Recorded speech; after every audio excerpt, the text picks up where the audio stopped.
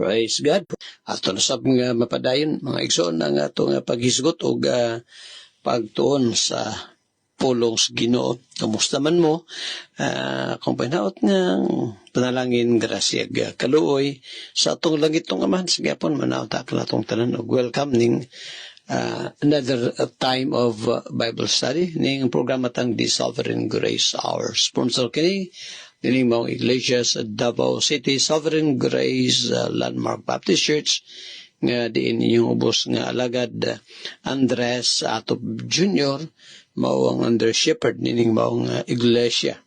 O atong katambayayong din sa atong programa, si Attorney Lemuel Atop nga bisag-busy kayo siya sa iyang law firm, no? Ngayang attend, pero still niya nakiguban sa to ang programa. Sige, buot mo text ha. Atong cell number sa Smart is 0918-5484-852. Sa Smart na globe number na to is 0995-2130-764. Pagtibaya rin na to, nga to sa kang birthday karon adlaw, no? Kang Brother Roger Laud din sa Upper Banugon. Dagumit oy kumusta atong mga kaigsunan diri, atong mission din sa Upper Banugon. Usab atong pagtimbaya sa kang Angela Kilapio, no? Masamanda sila, Maricel o kang Richard. O usab ato ding parente din sa Arcastillo, Arcastillo ba na inyo son? Na this Jerome di ay, no? Corazon Himarino, first cousin nga din, member sa Blessed Church nga karon na paminaw ni atong programa. Og may sayong pagmatasab nila ni Selma o ni Orbi. Kaigsoon to sa church nga kusog kaing maminaw ni atong programa, ginapakusgan natong ang ilang radio set aron ang mga silingan makadungog, no? Sige, ato tas pagampo ato daing pahibalo sa makausap pa nga karong gabi, no? Karong gabi ang maghatag og funeral service atong gihagyo ni si Birdmill. Karong kung pwede karong gabi Birdmill, no? Brother Romel Mara himog serbisyo din sa siyempre kang mama niya nga gikuha na po sa Ginoo. Kumusta ang imuhang yung serbisyo kagabi niya, Brother Timmy, dari sa mission na to, dari sa New Bohol nga din, diya sa kabutang ang patay lawas ni Mama Brother Romel, no? Then, ugma, Brother Osting, okay na ka, Brother Osting? Brother Osting Langido, if ever di makatag si Brother Osting, di siya kabot, pero I hope na, Brother Osting Langido, makatag mensahe, pero naman si Brother Romel Karonay. Then, sa Friday, marag na ay lako si Brother Lindon, sa Baricos din na sa Del Sur, tayo makalaho siya diya sa Biyernes, siyang Bertimi, kung makabot si Brad Lindon, ihatag kaniyang panahon, maghatag message funeral service din sa mga mission na to, no? Karong mabot nga Biyernes, o Brother John Ruben sa Sabado, Brother John, no? Kaya ako po sa Domingo, last night, o niya pagkabuntag, mauna ang burial. Kung pwede, Brad Mil, ato lang ni pong hangyo sa mga tagtungod nga, pwede buntag siguro atong lubong kay o takabalos panahon, kay muulan ba sapon, no? Kaserbisyo ta, sayo lang mahaw siguro, niya makaserbisyo tag alas 8, no? Alas 8, sugod na ang serbisyo niya. Mga 1 hour man atong service din din na sa lubnganan, no? Okay? So, mana to ang mga pahibalog. Doon to ang, doon nga to ang quarterly fellowship sunod Sabado na. Pizza 27 to Brother Mario, no? Og naatay kuan, sa ato mga kaigsunan, nga gustong mo padala og hinabang kay kini mao nga fellowship, quarterly fellowship and Thanksgiving sa mong mission nato dinhi sa Batumilong. Kung na mo'y tabang ipadala nga to kang brother Mario Labawan, na? Sige, ato ta sa ato mga ang ipahibalo niya itong programa. Oktubre, so, 27, manawag niya ko this week, Pastor Mario, na ang Relatores, no? Pausap kang Pastor Roger. And then, Brother Mario Magallanes, na Pastor Mario Magallanes. Pastor Fred, kumusta itong maka-exonerate ni Sab sa San Agustin? Kumusta mo tanan, ha? Labi na sa pamilya nga Timonera. So, dol-dol na sa inyo, ha, ang malungon, Brother Jinsan, na makatambong mo na, karong 27, na? O niya, usab ato nga si Pastor Billy sa Pastor Torion, no? Ato ni mga kaigsoon, of course, Pastor Bagi, sure na itong mo tambong. Oktubre 4 ta, sa ato mga kaigsoon sa Tanwalang, ato ang kanana ang baptism, no? Morning ta, magserbisyo sa ta, no? Serbisyo ta mga around 9, no? In the morning.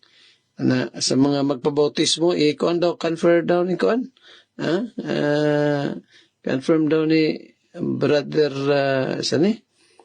brother Christopher, paki-confirm daw kung madayon ba sila mo pabautismo, kung dili ba conflict sa ilahang mga lakaw, no? Kay mora maning panahon na gud na maka available ko sa bulan sa Oktubre. October 4, that's Saturday, no? Alas 9 or 9:30 ta magserbisyo, and then submission, and then after that baptism. Okay? So, mala itong pahibalo o sa Kidapawan, ha? Atong mga listeners sa Kidapawan, dito sa Buyaks, kanana ang lechon, no? House and barbecue. Di ata maghimog Bible seminar. Karon ng pizza 11 sa Oktubre. Sa itong mga listeners din, so, kanana ang tabong mo, alaon na sa hapon, wala bayad natin mga karang ginapahibalo, no? Hatag-tag mga libreng basahon. Kumusta, Noy Pribo ng Los din sa Glan. Doon na po ang pagbisita na mo sa inyo, ha? 27, Lord willing, 28 na Taskalbay, o 29 hatay Bible Seminar pong himuon rin sa Tabayon. Then pagkagabihan na natay lang ni Pastor Vic Pablo, no? Din sa Karahayan niya, tuloy-tuloy na malita o niya uli, no? Tagala gumit, mo tugot sa Ginoo na kuyog pa sila, no? Sige, at ta sa pag-ampo, paano ginato sa Ginoo ang tanang gibuhaton karong adlaw. Ay paminaw day mo, ha, kuning i-announce mako sa pa ang programa nila ni Pastor Ray Jaris matagadlong Sabado, alas 6:30 to alas 7:30 sa Radyo Bibo 104.7, na dinhi sa Lupon, Davao Oriental. Sila ni Brother Boy Gonzaga o mga kaubanan, ha? Richie o uban pa, no? O salamat day, ha, sa mga listeners nato dinhi sa Dipolog City, dinhi sa Pagadian, dinhi sa Zamboanga, sa Surigao City, bisan pang mission nato dinhi, ha, sa Surigao City. Asripita pa so ang tigumanan diha, nara dinhi sa gi-texto sa to ni Brother kana na ang siya ni Brother Kenneth, no? Dinis manaw sila ko na balik ugma na lang ako ni manaw sing lugar ninyo kumusta sa atong tanang makisunan diri sa Surigao City. O may isang pagpaminaw nyo, ha, dinis sa Jinsan, dinis Tagum, o dinis Cebu, Bohol, Oga, bisa pa sa pamilya ng Narte. Kanyong tanan dia, ha? Sige, mag-pray ta. Salamat, Lord. This time, ang ibo mga pulong, amo nasab nga matunan akong prayer nga mahimot ka Ginoo magpanalangin ini. Usab Lord, akong pagampo po di ay nga karong adlaw sila nga naga-birthday kang Brother Roger Laod o kang Angela Kilapio. Sa naman naga-birthday, padangat sila Ginoo sa daghang mga katuigan. Blessed Lord, ay mo mapulong nga karon na gina tunan imong pulong ning panahon sa kasubo sa pamilya ng Amara din sa New Bohol, Bansalan. Bless Ginoo kini. Bless Lord again ay imong mga pulong among pagatunan even sa mga nagabalatian. Extend mo, O Father God, imong hilingan diha kanila. Salamat sa imong gugma, sa imong grasya kaluoy. Dalaygon kagayon sa ulay katapusan. In Jesus' name we pray. Amen. Amen. Sige, maigsoon, atong ipadayon ang paghisgot nining iglesia sa atong Ginoong Hesukristo. Kapilaga ito ma-mention diri sa New Testament maigsoon ng word ni church. 114 times, no? 114 kahigayon sa to pa. Dili gid nato pwedeng mayungutan nga di man importante ang church. Importante kayo. Kay mas daghan pa na-mention ang word nga church kaysa baptism or sa uban pang mga topic. So, kana makita na ito mag-isang ka-importante sa iglesia. Og doon na yung mga reasons nga nga si Christ nagtukod sa iyang church. Ato nang matagad sa gapadayon tanining mao nga pagtuon nato. Apan sa di pa din na magsuon, ato sa di ay nga pamarandungan kadali ning Proverbio, Kapitulo 14. Proverbs chapter 14. Then his verse 20, 27 tagapon, no? 28. Proverbs 14 verse 28, matupad ni Solomon, in the multitude of people is the king's honor, but in the want of people is the destruction of the prince. Ang pagtanaw ni Solomon ani sa iyang kapanahonan mao nga by kingdom magudto, palasyo ba, no? O niya ang kalipay sa hari mao ang pagbaton og daghang katawhan. Pagbaton og katawhan niya ay daghang advantage maigsoon kung ang usa ka gingharian dunay daghang katawhan. Siyempre, daghang katawhan, so daghang mga sundalong mahimo nga mo dipinsa niya. O niya, makabaton po sa daghang katawan, gustong mo abiba kaniya, mo tabang kaniya kung maayo po ang iyang pagdumala. Mapo na sa usa ka nasudigala, kung maayo gani ang leader o ang mga nagdumala niya na, ang mga tao ganahan. Pero kundi gani, wala, no?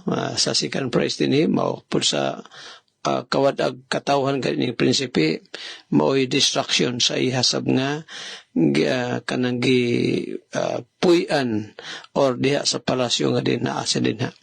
The destruction of yung pa sa mga second phrase, but in the want of people is the destruction of the prince. Now, kinibang kamaayo maigsoon sa Ginoo nga gipadala niya sa Ginoo sa Kristo. Primero, gamay pa man to, no? Ang iyang church, nagdaghan o niya, multitude maigsoon. Nga diin, no? Himong willing in the day of God's power. Na kita, nagkadaghan ang mga, kung sa Revelation 17 verse 9 pa, multitude nga nobody can number. Walay taong magkahimo, no? Basta pag-ihap. So, muna ang kingdom sa atong Ginoo sa Kristo. So, kalipay ko na si Ginoo higala. Siyempre, ang mga makabaton po og kanang kalipay sa pag-serve kanya katarapong iyang mga katawhan.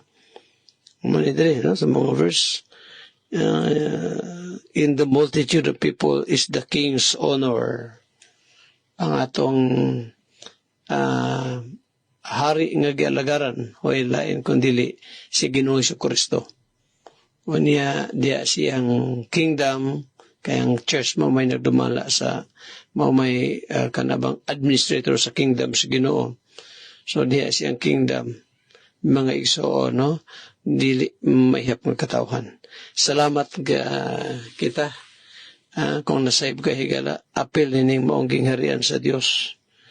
Wala nga sa Psalm 110 verse 3, in the day of God's power na himutang kana bang masinugtanon sa pagsunod kaniya.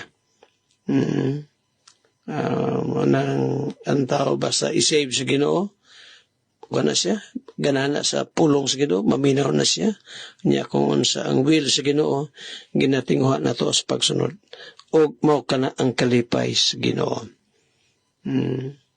On the other hand, kung ang gingharian sa usa ka human king, kawad-an na tao labi na og dili siya maayong modala, mao na destruction sa iyang mga musunod nga mo dala kay siyempre mga prinsipe. Sa pamilya Maison, ako nakita nga kita nga mga ginikanan, dapat maayo gyud ang atong pagdala sa ato ang pamilya. Kay kita ra bagay poy mga kita mga ginikanan, labi na gyud kita mga amahan, kita baya gyud ang responsible, no, nga mudala sa toong pamilya sa paging labi na sa religious activities, kita gyud nga mga amahan mao gyud mudala sa atong pamilya. Ang problema ra mo na kung pabaya ra pud ta, manubag kita sa Ginoo. Waabot pastor kung ato nang ginatambagan niya nagyapon maminaw niya atong mga kabataan. Wala tayo responsibility diha. What I mean is, di ka po ito undangan, no? Ang pag-may-may kanila, pero kung nahimo na to ato ang duty nga sila atong matudluan sa pulong sa Ginoo. Mabitarang diri, singit ato ni kadali nga ang mga bata sa gagmay pa sila, tudluan Diyos pulong sa Ginoo. Unang Proverbs 22 verse 6, train up a child in the way he should go. Aron nga, kung madako man sila, dili sila mubiya gikan niya na. So, human responsibility. Mausap ni Dere sa atong gibasa sa Proverbio 13:28. No? Sa human king, kinahanglan maay siyang mudumala. Sa magyapon sa usa ka nasod, nga usa ka pangulo, presidente, or hari, kaya mais siyang mudumala. Aron nga ang katawhan nga iyang gidumalaan, muabiba kaniya. Musuporta kaniya. Okay, so, maugpod na pasun siguro sa church. Yes, maugyapon na. Leadership sa church. No? Mabitang na gibutang diya sa book of Timothy, 1 Timothy chapter 3. Qualifications sa usa nga magdumala sa iglesia sa Ginoo. Gilay daw na ni Apostle Paul ang qualifications of a minister or a bishop or a pastor. Gibutang na diha aron nga mo nay mahimong sumbanan, no, sa usa nga magdumala sa iglesia. Not a lover of filthy lucre. Dili mahigugma og salapi, dili palahubog, di panukmag, mabayabihon sa pana, mayo mo dumala siyang pamilya, panimalay. Sa pa, dili palahubog. Naring anak pastor, di man na isulti ni Paul kung huwag gahimuan na. Sige, magsoon. Salamat sa Ginoo. Nining Proverbs chapter 14 verse 28. Sa sunod na magsoon, kahiugma siya. So, hindi naman po ang mag-discuss. In verse 29, nito kayo niyo. Proverbio 14:29, he that is slow to wrath is of great understanding, but he that is hasty of spirit exalteth fully. Mahitungod po ni sa pag-control sa atong kaugalingon. Sige, maiksa na ito'y padayon ng pag-isgot, mahitungod din ng church sa Ginoo, Iglesia ni Ginoo Jesucristo. So, importante ba ang church? Oh, yes. Kaya kung dili na importante ang Iglesia sa Ginoo, dili siya magtukod niya na. Karon sa katukuran sa church atong Ginoo, atong nakita ni, no, na siya ang founder. Unya, ang tao nga gigamit sa Dios aron nga mag-andam sa katawhan nga himuon sa Ginoo og iglesia kay ang church maigsoon dili biya na building ha. Sa magod masaypan na to pagtawag ang mga church ang atong kanang gambalay o kanang building, dili man na church. Ang church is pundok sa katawhan, mga tao man ang church. Kanang gitiguman sa mga taong nadi sulod mo ang building. Kung sa daang tugon pa o sa panahon ni Kristo, templo. Sa templo ang church mo ang katawhan, no, nga diin katong mga tinuray nga sakop sa iglesias tong Ginoo, mga taong linuwas unya na baptized scripturally. O katong kita nga ang tao nga responsable sa pag-andam katawhan aron katukod ang Ginoo iglesia mo si John the Baptist. Si John the Baptist sigala, kuang gito siya, very special gito sa Ginoo. Kaya sa kadaganda nga mga tao, siya pagyod ang gipili sa Dios aron nga magpangandam sa dalas sa katawhan para sa Ginoo. Si manang wa na mulabaw ni Juan Bautista sa tanang gianak og babae. Wala apostoles nga makalabaw kang Juan, bisan pa gani si Maria, inahan sa Ginoo, no, sa iyang pagkatao. Di gyapon siya kalabaw si Maria sa kang John the Baptist. Mateo 11, versikulo 11, nga matulpas tong Ginoo sa tanang gianak og babae. So apil niya si Maria. Apil si Pedro, apil ang mga apostoles. Bisan pa si Abraham, wala na dahi makalabaw pa kay kang Juan nga Bautista. Muna nga si John the Baptist ato pong kita mo iksuno, grabe po to siya ka iyang dedication sa Ginoo. Sakripisyo good siya sa iyang pag-serve sa Ginoo.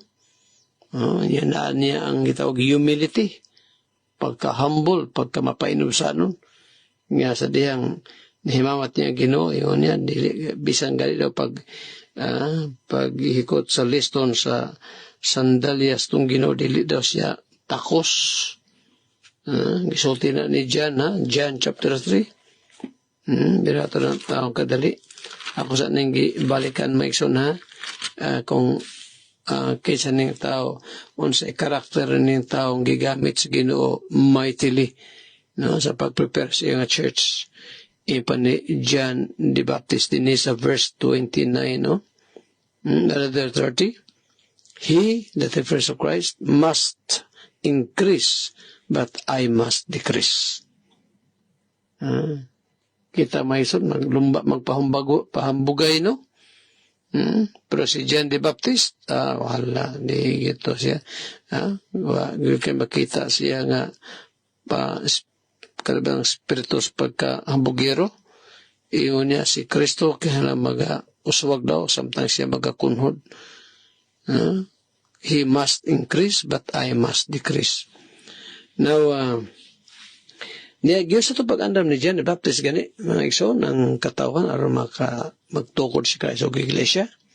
Sa una, giwali niya ang gospel. Giwali ni John the Baptist ang gospel niya. Part niya na is, gituluan sa niya ang katawan nga maginulsol sila mga sala. So, lagi ng repentance. Lagi ng paghinulsol.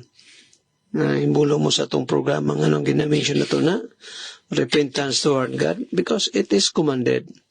Ug mo nagihimo ni John the Baptist, iwali siya sa paghinulsol sa katawan. Mateo kapitulo 3. Unya, kato mga tao nga naghinulsol sila mga sala, iyang gitudluan nga mo trust, mo salig ni Ginoong Jesucristo. So, nagyan ang pagsalig. Kana pong kining bitaw sa Armenian nga pamagi nga ang Ginoo nagapanuktok sa kasing-kasing unya gustong muluwas pero ay mahimo ang Ginoo kung dili ablihan sa tao yung kasing-kasing. Maigsoon, wala gyud na sa Biblia, wala na sa Bible. Kanang moingon nga ang Ginoo mo agapakiloy ang Ginoo sa tao nga kanang pasudlon si Kristo diha sa kasing-kasing sa maong tao. That's unbiblical statement. Dili man ang Ginoo mo'y magpakiluoy dapat. Kisa de pastor, siyempre ang makasala mo'y angay magpakiluoy nga tos Ginoo. Dili man magpakiluoy ang Dios nga nalapay saying bitaw nga mayon daw ang Ginoo nga sa mga di maluwas bitaw dito na sa judgment mayon daw ang Ginoo nga I love you before but now no more. Dili man yung naigala. Mabitaw nang kita careful ta moingon nga ang tanang tao gihigugma sa Ginoo tungod kay ang Bible gasulti maigsoon nga ang gihigugma sa Ginoo katong iyang katawhan.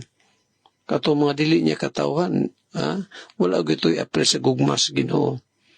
Kuya ba na pastor, di ba tanang tao maghihigugma sa Ginoo? Tanang tao di ay. Kaya kung tanang tao paghihigugma sa Ginoo, di si Judas Iscariote, mga igsoon, maluwason tato. Kung tanang tao pa mo higugma sa Ginoo, silang maabutan na, although na-mention mo ito na address kahanginan, pero ito rin ang mabalikan. Now, dito, mabalik sa tayo sa kang John the Baptist ng ministry. So, ang mga taong gahinulso sila masala, kunya gituluan ni John the Baptist nga mutras kang Christ. So na, atong mabasa sa Mateo 3, gibautismuhan sila ni Juan Bautista. Sumuto ang katawhan nga din giprepare ni John. Pag abot ni Christ, andam na ang katawhan aron nga si Christ magtukod sa iyang church. Andam na. Mutong iyan na lang gitawag sa Mateo 4. Mateo 3, giandam ni John the Baptist. Pag abot sa Mateo 4, verse 18 down to verse 22, dito na ito makita nga gipanagtawag na ni Kristo usa-usa kining maong mga tawhan na giandam ni John. O dito sa daplin sa baybayon sa Galilea, nahitabo maigsoon ang pagtukod ni Christ ang iglesia. Dito sa Matthew 16, o labaw na gyutong dito sa Acts chapter 2, natukod ang church.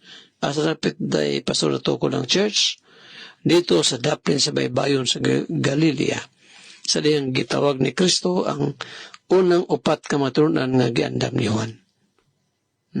Dito matukod ng church.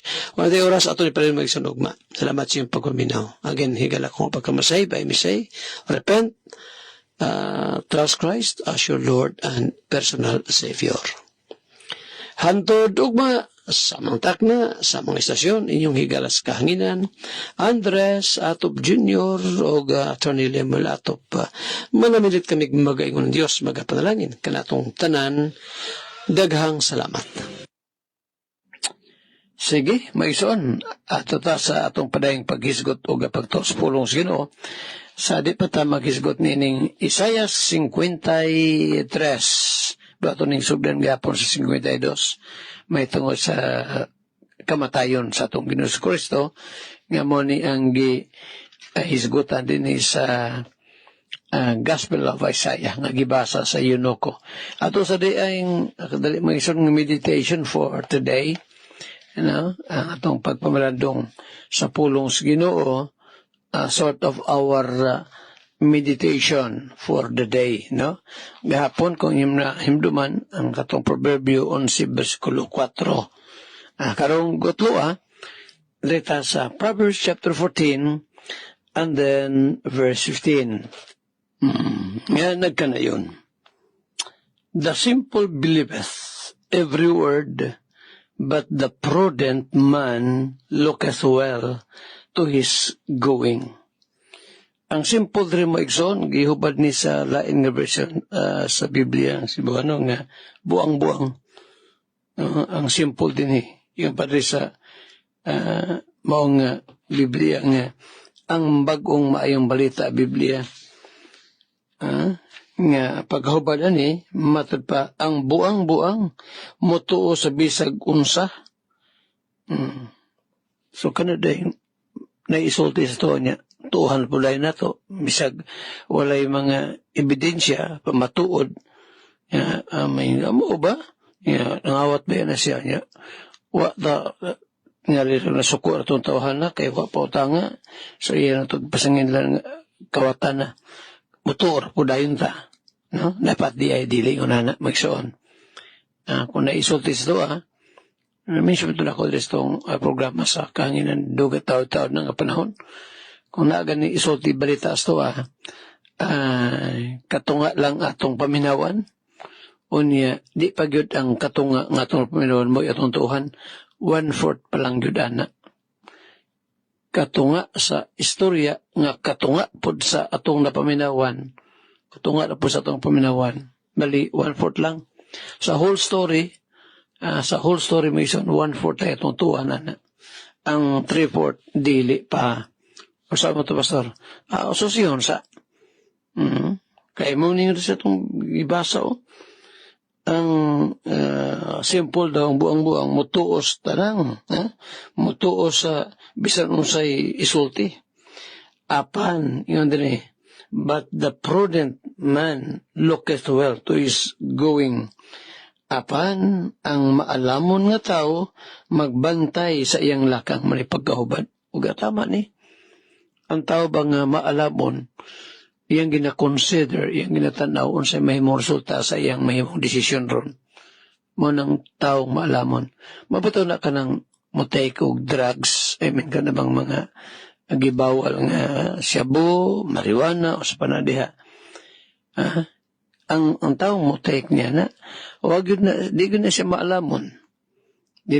Wala kanya nang gitawag na prudence. Dili siya prudent. Laktong pagkasulti nga naman. Wa man niya tanawa siya mahitabo niya sa unahan. Yan naman na. Dapat na agay panlantaw. No? Unsay mahitabo sa atong aksyon karon. Namo gyud mahimo resulta. So, aron nga mahimot ang maalamon, mga igsoon, atong tanawon ang unsay mahimo resulta sa atong gihimo, unya makasiguro man ta. What I mean, makasiguro ba? Patang karon mo, musutag bisyo. Kabalo man ta nga kung musuta ng pag-inom-inom. Makadaot gyud sa atong lawas. Musutas kuan kana bang droga, labaw na. Muna nga, ang taong alamon, nagatanaw sa unsay panghitabusunahan. I hope may soon kanitong short meditation, karong adlaw, ang hatag ka na tunig mga pahimdom, reminders. If ever, na po tayo ginahimo ang karon, presently, karon, kung na tayo binuhatan nga dili mayo, ato nang i-confess, ato ba nga sa Ginoo, o man atong biyaan. Manitaong maalamon. Dili kay bisag na pagkahapla na, pagkadamag. Di na mubangon kay na damag naman, dili na mao. Kaysa may di makasala. Pero diha ang daotan kong maglunang lang yuta sa kasalanan. Pastor, pasalo ako sa mga sala ang ako nahimo sa Ginoo. Pasayloon baka ako niya. Maigsoon walay sala nga dili mapasaylo sa Dios kung sa kasing-kasing kini paghinulsulan. Now, ganun naisgutan, so di ka maigsoon nang isgutin ng ato ang meditation for today, ning word nga prudent. O kini maigsoon, si Christ gisulti dito sa Isaiah 52. Sige, ato ta sa ato nga paghisgot din sa gibuhat ni Kristo Jesus or pagkabuhaton sa itong Ginoo kay propesiya pa man ni kaning Isaiah chapter 52. By the way, itong topic may soon course of discussion nato nining mga umabot nga mga adlaw mao ang kamatayon sa itong Ginoo sa Kristo. Nga din diri sa Isaiah chapter 52 gihisgotan din ni Prophet Isaiah nga ang Ginoong Jesucristo, let us see that verse, okay. Ngayon din sa verse 13, versikulo 13, matod pa din ni Prophet Isaiah. Rather, ang Diyos mismo nagsulti ani. Isaiah 52, versikulo 13, matod pa sa Ginoo, behold, my servant shall deal prudently. Muna yung mag-isyon, no? Na din ang word nga, sa word nga prudent bitaw. Ani akaron, matupad ni sa mga bersikulo, ang akong alagad, akong servant, matupad sa Dios, magahimo sa pagka-prudent niya, sa pagkabuutan, hubad rin pagkabuutan or pagka-manggialamon. Siya, pagbayawon og igapataas og mataas gayud kayo. He shall be exalted and extolled and very high. Og mo na magsoon. No? Nga sa Pilipos 2 versikulo 5 ngadto sa nga bersikulo, ang matag usa ka dila magasugid nga si Jesus mong Ginoo muapa siya tubangan. Ug mo ni diri propesya kini mayson.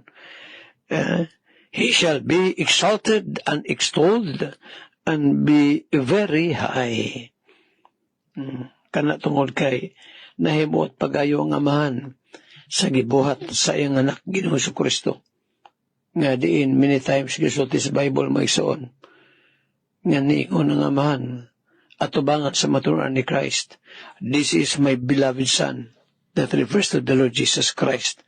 Gisulti na sa langit ng ama sa bautismo ni Christ, sa transfiguration ni Christ, no, gisulti ka na sa amahan. Ngayon niya, mao kini akong pinalagang anak, na kaniya may kalipay ako.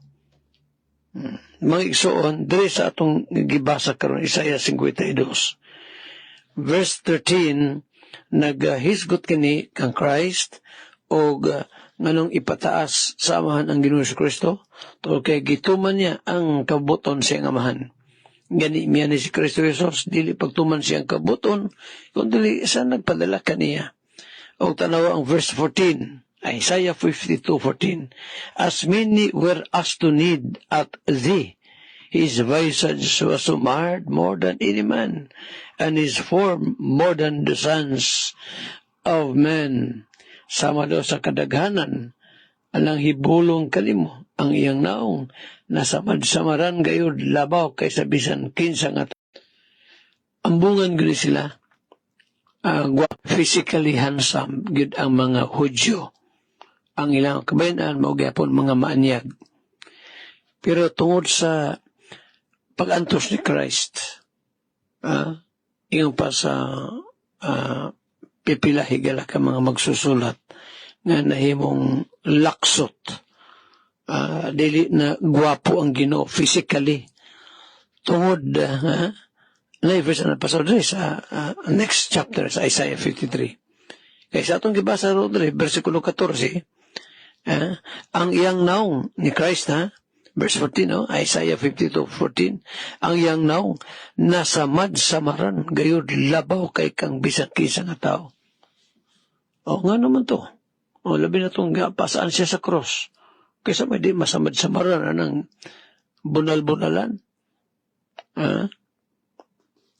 Mana ang kining bersikuluhan di lang kayo magsugod sa Isaiah 53 verse 1, kundi sa Isaiah 52. Verse 15, ingon din Isaiah 52:15. So shall he sprinkle many nations, the kings shall shut their mouths at him. For that which had not been told them shall they see, and that which they had not heard shall they consider. Magsoon, kanang ang bago na kong kikutlo ang bersikulo sa Pilipos 2, mo niya ni mahitabo. Ang matag tuhod bangga piko sa atubangan si Ginoo. Natong masaw sa nakadali, Book of Philippians, Book of Philippians, chapter 2 sa Pilipos, kapitulo 2, makuha ni maison, mahitaw di kang Christ. Balikan niya ito natutong Isaiah 52, So, there is Pilipos, kapitulo 2. Okay, gypsy. Anong gypsy, pastor? Aron, dali na pangitaon ba? Kaning first letters sa mga books. Just for example, starting from the book of Galatians. No? Galatians, Ephesians, Philippians, Colossians. So sa kuha na aron dali aron ako mapunting asa ang next. Ikaw na ko Gypsy, Galatians, Ephesians, Philippians, Colossians. So, Gypsy. P. Philippians. Ingon diri sa chapter 2, verse 5. Let this mind be in you, which was also in Christ Jesus, who being in the form of God, thought it not robbery to be equal with God, but made himself of no reputation, and took upon him the form of a servant, and was made in the likeness of men. Si Ginoong Kristo daw may suon, no? Yung pa ni Apostol Paul, kaning maong mga pangununa, unta manaadiha kanyo sa mamangan na ni kang Ginoong Kristo. Let this mind be in you, which was also in Christ Jesus. Bato ni diha kanyo, kinihuna ang matunan ninyo diha kang Kristo Jesus. Nga, bisan tuod siya nagluntad diha sa kinaya sa Dios, siya wala mag-isip sa iyang pagkasama sa Dios. Ingon nga, usa ka butang nga pagailugan. Bitaw, kung na may gustong mahimong Dios maigsuon, si Satanas. Mabitaw ito nga gilabay po siya sa Ginoo din sa kalibutan, kay gusto man siyang i-dethrone niya ang Dios. Naglingkod siya ang trono, kay gustong Satanas sipuli. Pero ang atong Ginoo Kristo maigsoon, wala gyud magtinguha nga kana bang kwaon niya ang glory sa Amahan. Wala siya, ingon rin sa atong gibasa, siya wala si Christ, no? Wala mag-isip sa iyang pagkasama sa Dios. Ingon nga usa ka butang nga pagailugan. Hinunoa, gihawasa niya ang iyang kaugalingon diya sa pagsagop sa kaniya sa ulipon. Mamitang yun ako may soon many times na. Ngang Diyos, mihawa sa iyang pagka-Diyos o nagsulob sa pagkatao. Kaya may maka-approach kang Christ may igsoon, katong mga tinunan sa itong Ginoo. Kung si Christ may siya pagka-Diyos, o ay itaw, walay mga apostolis nga makaduol kaniya. Kaya yung pa sa Exodus 33:20, walay taong makakita sa Ginoo ug mabuhi siya, mamatay magid siya. Muna nga nagpakatao ang Ginoo, kay kung di siya magpakatao, wala taong makaduol kang Christ. So, singon din sa verse 7, nga ako nang gibasa magsuning Pilipos 2, nga dito man tata sa Isaiah 52 ug 53. Pero atong kita na magsunang background din sa himuon nga kamatayon sa itong Ginoo, nga intended, kanang mga kamatayon, para na sa mga chosen. So ato sang kitanaw, kinibang dali sa Pilipos 2, ang pagkamapainobsano ni Christ. Ingon din sa atong gibasa sa verse 7, but made himself of no reputation, and took upon him the form of a servant, and was made in the likeness of men. Gihawasan niya ang iyang kaugalingon diya sa pagsagop sa kiniyas ulipon, diya sa iyang pagkaisama sa mga tao. O sa nakita siya, nagpaubos, siya nagpaubos si Christ sa iyang kaugalingon ug nahimong masyungtanon hangtod sa kamatayon, oo, bisan pa sa kamatayon diha sa krus. Muna nga akong naatar sa mga pagsakripisyo tungod kay atong gisunod ang Ginoo, mga ison, wala ra na kumingking sa itong Ginoo. Nakasuloy na ba mga gibato tungod kay nagwali? Ikaw, pastor? So parang nagwa pa mga ko gibato. Wa pa po ko masumbagi. Ano di ay pastor na si Apostle Paul di ay testimony ni Paul sa 2 Corinthians 11. Grabing mga halapdos, pagbato kaniya, pagbiyay-biyay kaniya. Walang, kung kasi natin matamay sunog mga trials, ato lang duman ang gibuhat ni Kristo sa cross, alang sa itong kaluwasan. So, muna idri, verse 9. Tungod nini, Pilipos 2:9, tungod nini ang Diyos nagbayaw kaniya sa kaitasan, ug mihatag kaniya sa ngalan, nga labaw sa tanang mga ngalan. Aron nga sa ngalan ni Jesus, ang tanang tuhod magapiko diha sa langit dinhi sa yuta o sa ilalom sa yuta ug ang tanan dila magasugid nga Ginoo si Jesucristo alang sa pagdalaig sa Dios nga mahal. See? Muna niya mahitabo mo isuon. Tanang moabot ang panahon. Tanang dila musugid nga si Jesus mo ang Ginoo. May isuon ugma ato ipadayon ni sa Isaiah 53. Isaiah chapter 53. Tigali karon sa imong pagpaminaw, higalang gasunod niya itong tulumanon, tigali guwa pa niyo masinati ng kaluwasan. Come to repentance, himdo binihigala. Ito ba yung kamatayon ni Christ dito sa cross? Intended ba ito para sa iyong mga chosen, sa iyong mga pinili? Ni dangat na ka ba? Diyas mo pag-inulsol, tigil wala pa. Upang mas natin kaluwasan din, come to repentance. O saligan mo ang bugtong makaluwas kanimo. Sige mo sa Kristo. Repent of your sins.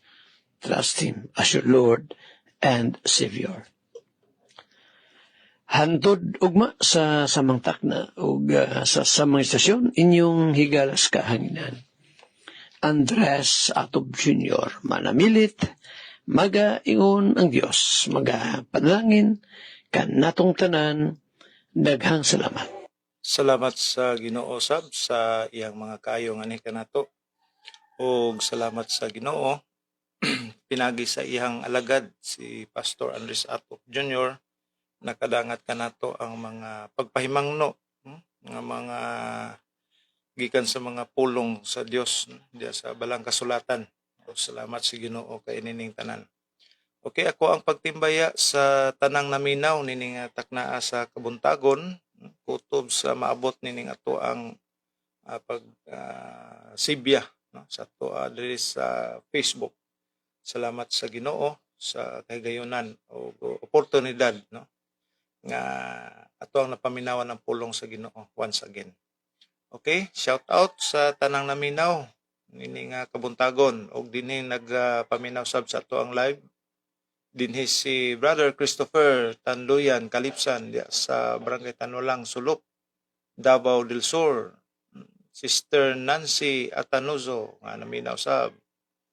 O kay Sister Dawa Elise nga naminaw sab nato nining taknaa. Salamat sa Ginoo sa mga kahigayunan sa kung kaingon na sa mga nakabisita sa ato ang live o sa mga nag-standby aron sa pagpaminaw. Praise the Lord, dalaygon kayo ang Ginoo sa ato ang kinabuhi tungod kay nakapaminaw ta sa iyang mga mensahe. Mga kaigsunan, dili ta maglangay sa ato ang programa no magatapos ta temporaryo og itugot sa Ginoo dungog-dungog na sabta sa sunod nga panahon og di ta malimot sa pagpanugyan sa tuang kinabuhi nining adlaw ato mga lakaw, mga plano, mga transaksyon, mga biyahe no ang tanan atong ipanugyan diya sa atong buhi nga Dios. Pero ang tanan mahimong magbabungahon o mahimong magmalaposon. Salamat sa Ginoo kayo. Hangtod sa sunod nga higayon mga kaigsunan, dalaygon ang Dios o sa makausap pa maayong buntag kanatong tanan.